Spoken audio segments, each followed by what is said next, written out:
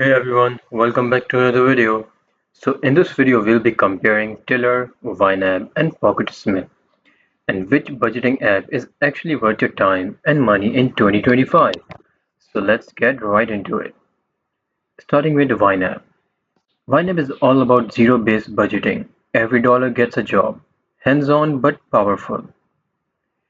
If I talk about the features and flexibility, it offers goal tracking, real-time sync and money aging insights. It takes time to master, but once you get it, it's gold. And if I talk about pricing, it's around $99 per year with a 34-day trial. And now if I compare YNAB with Tiller. So Tiller uses spreadsheet. It uses Google Sheets and Excel, which is for full customization and control. Now for the features, it has an auto import bank data and spreadsheet and gives a full flexibility with templates.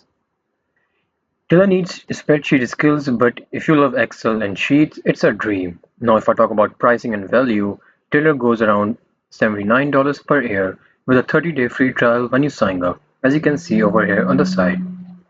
Now, in the end, I'll compare PocketSmith. PocketSmith is basically timeline based.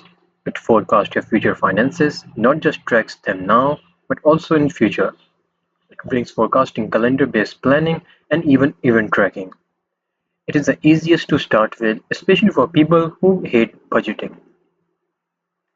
It has a free trial available, but the premium starts at around $9.95 per month or $89 per year. And with that, I hope this video was helpful for you in figuring out which one is good for you, YNAB, PocketSmith or Tiller. Thank you so much for watching.